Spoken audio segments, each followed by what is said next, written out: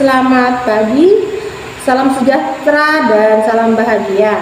Video berikut ini merupakan praktek coaching untuk supervisi akademik. Dalam kegiatan supervisi ini terdiri dari 3 tahap, yaitu yang pertama pra-observasi, yang kedua observasi, dan yang ketiga yaitu pasca observasi. Nah, pada kesempatan yang pertama ini merupakan coaching untuk pra-observasi. Dalam hal ini saya akan meng-coaching rekan sejawat saya yaitu Ibu Ernita. Silakan Ibu untuk memperkenalkan diri. Perkenalkan, nama saya Ibu Ernita. Saya merupakan rekan kerja dari Ibu Dami. Terima kasih Bu Selamat pagi Bu apa kabar? Kabar baik Bu Dami. Ya. Baik Bu saya mungkin mengganggu waktu Ibu pada hari ini, apakah bisa Bu? Bisa, silahkan. Kebetulan jam kosong. Baik. Ya. Oke, terima kasih sebetulnya atas waktu yang Bu berikan. Di sini kita ngobrol-ngobrol, di mana kita akan melakukan satu kegiatan yaitu supervisi. Tetapi sebelumnya saya nanti akan melakukan yang namanya observasi di kelas. Nah, langkah yang pertama pada saat melakukan yaitu adalah pra-observasi. Nah, pada kegiatan ini selain saya ingin bertanya jawab sedikit, saya juga ingin mengetahui kesiapan Ibu tentang dalam rangka mempersiapkan pembelajaran yang akan dilakukan observasi nanti. Nah, tujuannya di sini Bu itu adalah untuk membantu Ibu dalam rangka menggali potensi yang ada pada diri Ibu dan juga pada siswa-siswi dalam rangka meningkatkan kompetensi belajar. Ya. Baik Bu yang pertama saya akan tanyakan, apa sih tujuan pembelajaran yang akan Ibu sampaikan pada saat observasi nanti? Baik, pada saat observasi nanti kebetulan saya akan masuk pada materi baru, yaitu materi tentang keanekaragaman hayati. Kemudian untuk tujuan pembelajarannya di sini yaitu siswa dapat mengidentifikasi tentang sistem tingkat dari keanekaragaman hayati tersebut.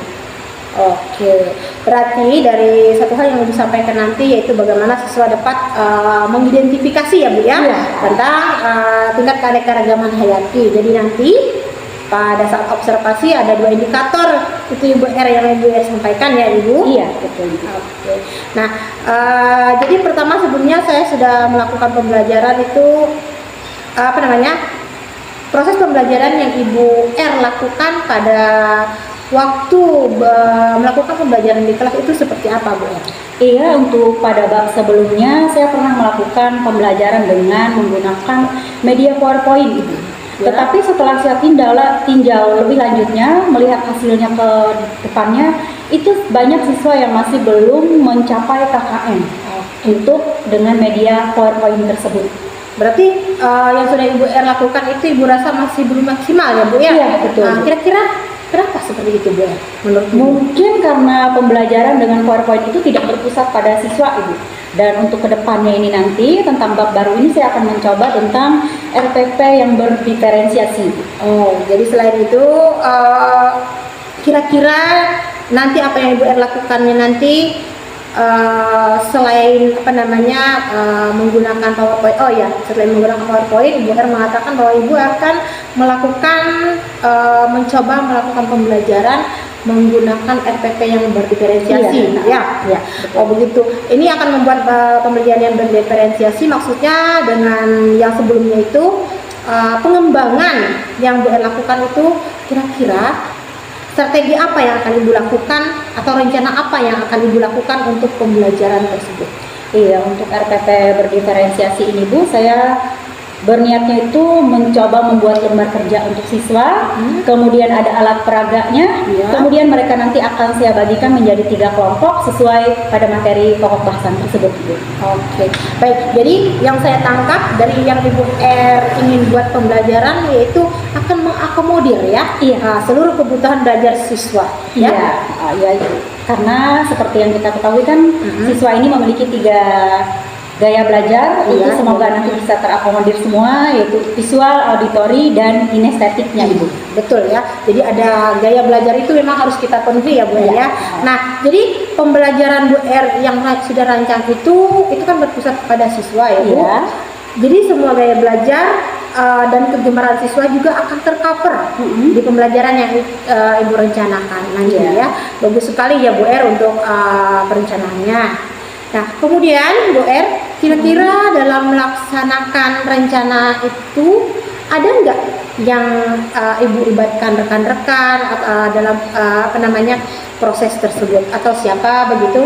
Untuk keberhasilan ke depan, saya meminta teman-teman rekan sekerja, terutama rekan guru biologi, Bu, dalam pembuatan alat peraga dan lembar kerja siswanya, Bu. Oke, jadi nanti bersama rekan guru biologi yang lain ya Bu R ya, agar pembelajaran ini bisa terus berkembang, kita harus melakukan yang namanya refleksi. Tentunya untuk mengetahui kekurangan dan kelebihan yang sudah kita buat. Kira-kira apa yang Ibu lakukan nanti untuk merefleksikan pembelajaran itu? Untuk merefleksikan pembelajaran itu, kebetulan kan Ibu mau mensupervisi saya gitu ya. Jadi kan setelah Ibu tinjau cara saya, media saya berharap itu ada timbal balik, ada hal yang terbaik positif buat saya untuk kemajuan ke depannya dalam mengajar Ibu. Baik, ya benar Bu R ya.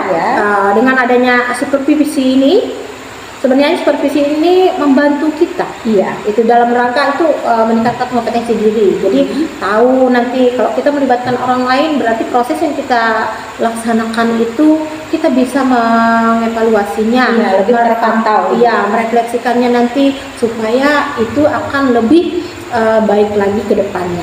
Ya, nah dari paparan yang Bu R sampaikan tadi, saya sudah tidak sabar ingin melihat pembelajaran itu yang akan Ibu lakukan di kelas. Nah, rencananya kapan? Kira-kira kita bisa melakukan observasinya? Minggu depan Ibu, di hari Selasa di jam kedua di kelas 10 IPA. Oh, jadi minggu depan ya, di hari Selasa. Di hari Selasa ya, di jam kedua, dan kebetulan mata pelajaran di IPA di kelas 10 IPA. Oke. Ya. Baik. Terima kasih Ibu untuk waktunya, untuk bincang-bincang sesaat ini dalam proses pra observasi ini. Nanti kita akan bertemu di kegiatan selanjutnya, yaitu pada tahapan observasinya Bu ya. Terima kasih kembali. Terima kasih Ibu. Iya. Selamat pagi. Selamat pagi.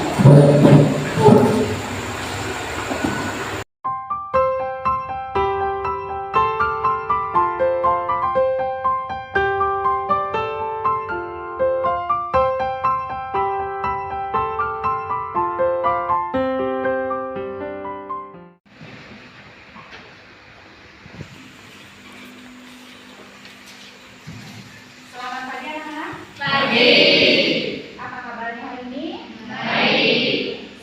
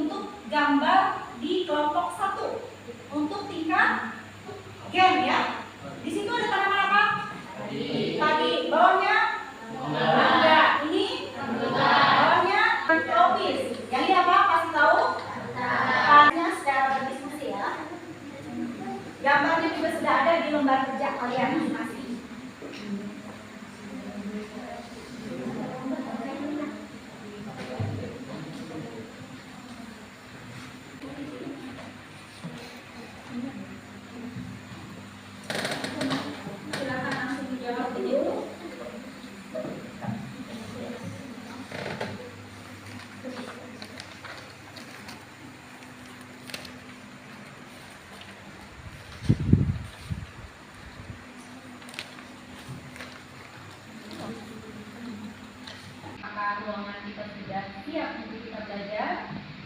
Adakah sampah-sampah di kiri kanannya? Tidak ada. Berarti sudah siap untuk belajar. Hari ini ada semua? Kalau begitu, kita pada hari ini akan belajar tentang bab baru, yaitu keanekaragaman hayati. Kemudian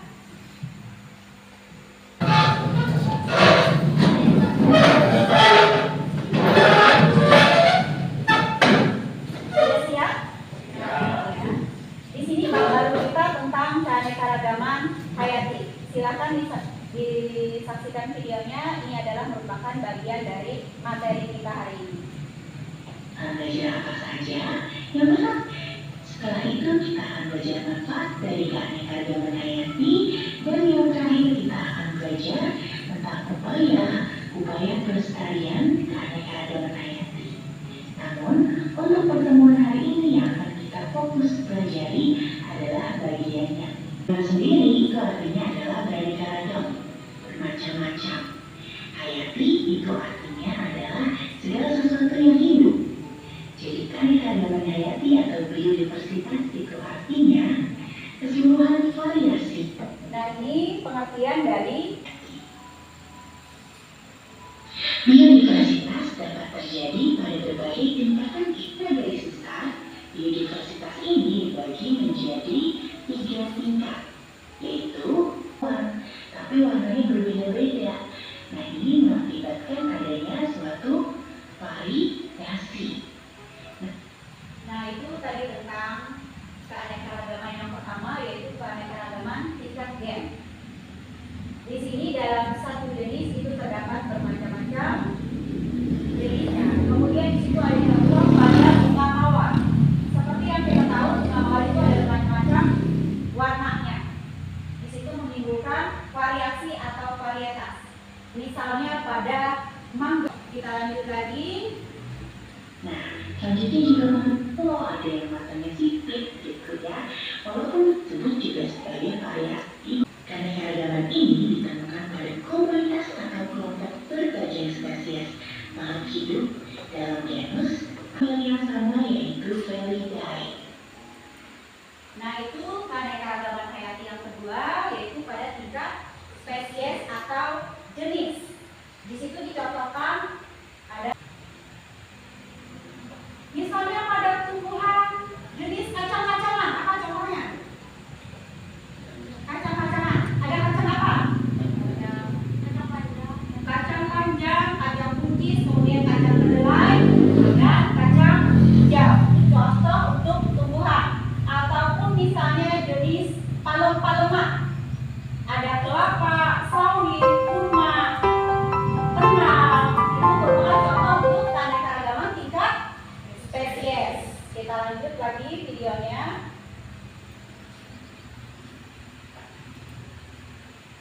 Yang terakhir di sini ada tingkat keanekaragaman pada ekosistem. Perbedaan itu. Nah, keanekaragaman tingkat ekosistem ini dibedakan menjadi ekosistem darat dan ekosistem perairan. Jelas berbeda ya, ekosistem darat dan ekosistem. Hari ini dari keanekaragaman hayati pada tingkat apa tadi yang pertama? Tingkat gen. Yang kedua? Spesies. Yang terakhir? Ekosistem. Ekosistem apa saja? Ekosistem darat. Ekosistem apa lagi? Perairan.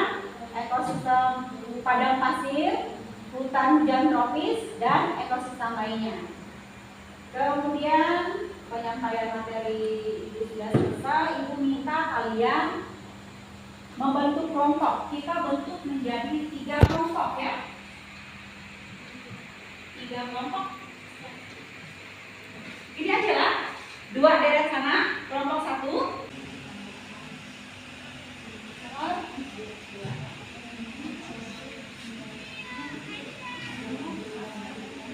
Kelompok puluhan. Kelompok 3 bagaimana? Untuk nomor 4. Ya, biotip tadi apa? Berarti faktor hidupnya apa? Usia hewan. Jadi di sini contoh faktor biotip. 2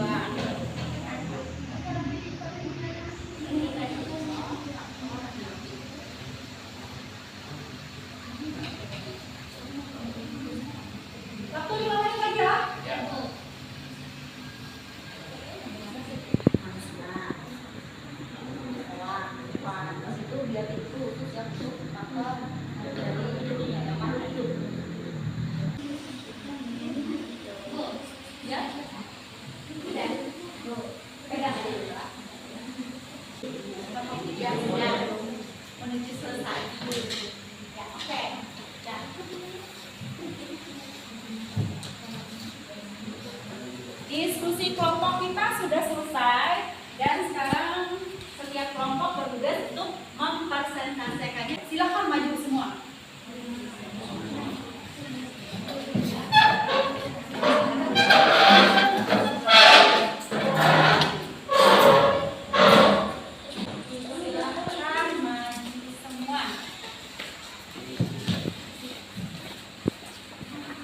Siapa pembicaranya untuk kelompok 1? Silakan disampaikan hasil diskusinya. Berapa macam variatif dalam sebuah gambar yang merupakan contoh dari keagamaan hayati tingkat T. Durasi dan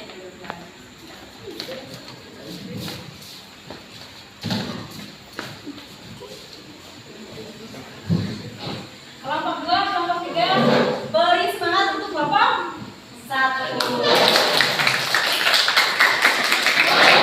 Selanjutnya adalah kelompok 2, yaitu keanekaragaman tingkat jenis atau spesies. Silakan maju.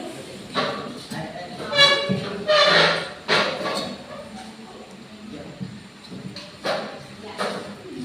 Silakan sampaikan hasil diskusi. Kami dari kelompok 2 di sini kami akan mempresentasikan yaitu kacang merah, kacang buncis dan kacang hijau.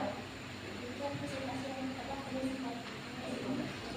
Beri semangat untuk kelompok 2. Yang terakhir kelompok 3, yaitu tingkat ekosistem. Silakan maju.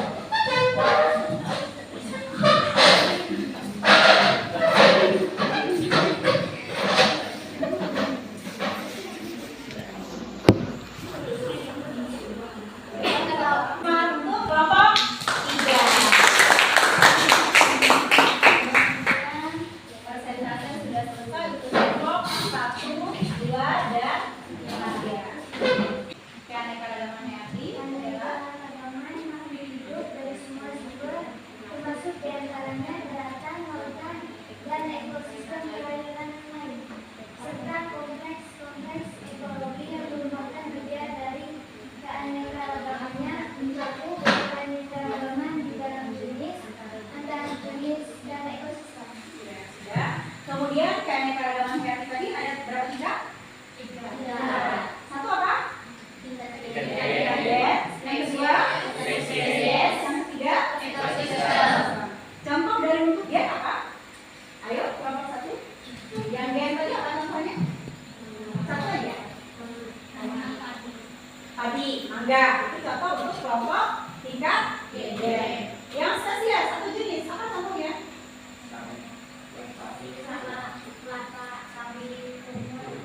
Contoh dari halaman. Kemudian kelompok 3, ekosistem apa contohnya? Lumut, hutan hujan tropis, pantai, padang pasir. Iya, itu kesimpulan dari pembelajaran kita tentang keanekaragaman hayati dan 3 jenis keanekaragaman hayati. Sekarang Ibu mau bertanya, bagaimana pembelajaran kita hari ini? Menurut kalian? Mudah menerimanya untuk hari ini? Semangat terus untuk ke depannya. Minggu depan kita akan berlanjut pada materi virus ya. Silahkan kalian cari dulu literaturnya untuk minggu depan. Sekarang Ibu akan mengakhiri pembelajaran hari ini. Ibu minta kembali ketua kelasnya untuk memimpin doa penutup. Jadi kegiatan belajar kita hari ini adalah kita berdoa menurut agama dan kita menuntut. Berdoa mulai.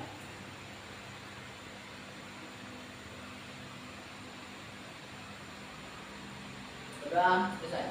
Selamat siang. Ya.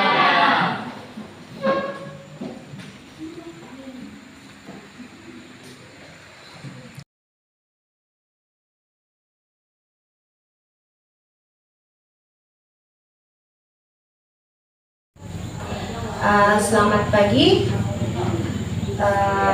Pada hari ini terima kasih untuk Ibu Ermita dan Ibu PP yang sudah berkenan hadir pada hari ini di sekolah untuk mengikuti kegiatan coaching yang saya lakukan.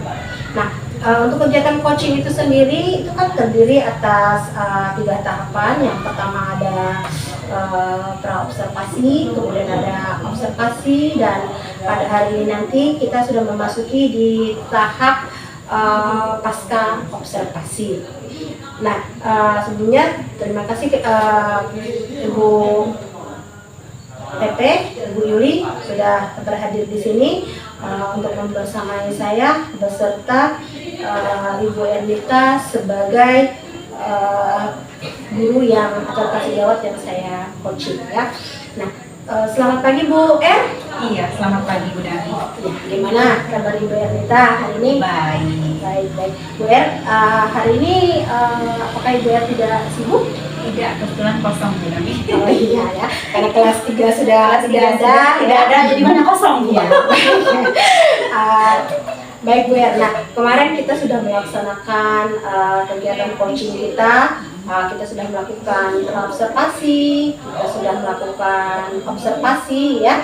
Nah untuk hari ini kita memasuki tahapan yang terakhir yaitu pasca observasi.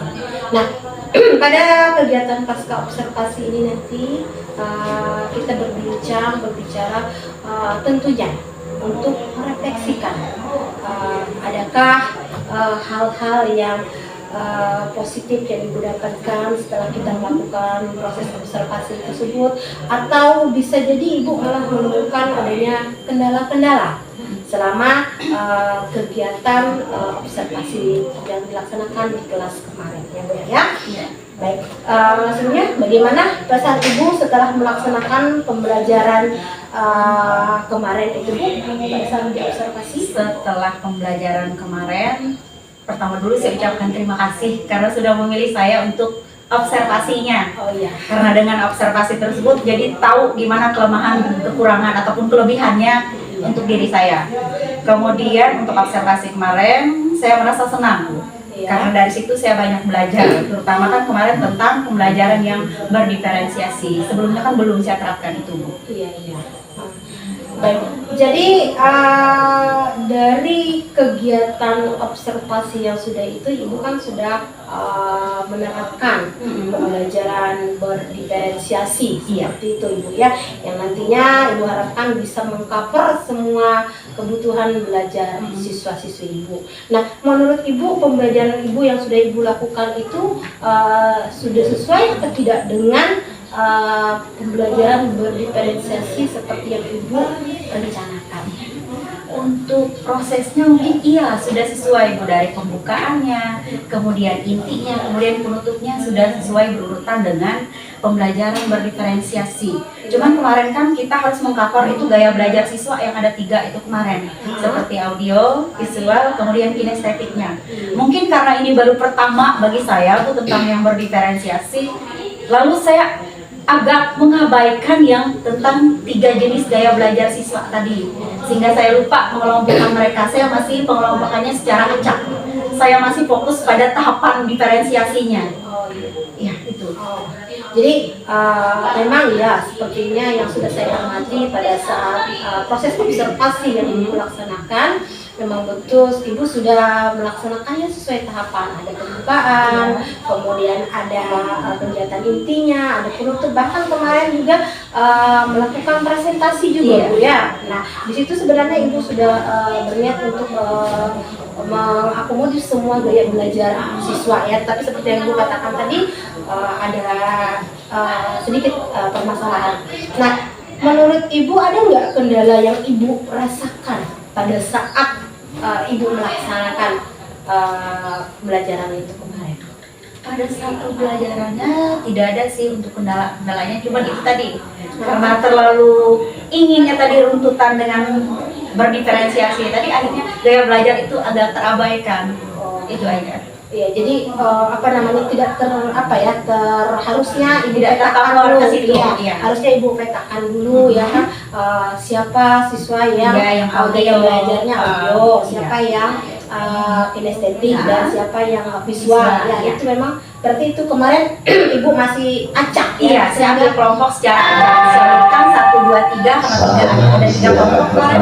Saya urutkan 1, 2, 3, yang 1 gabung dengan 1, 2 gabung dengan 2, dan 3 gabung dengan 3. Jadi tidak gaya belajar mereka gitu.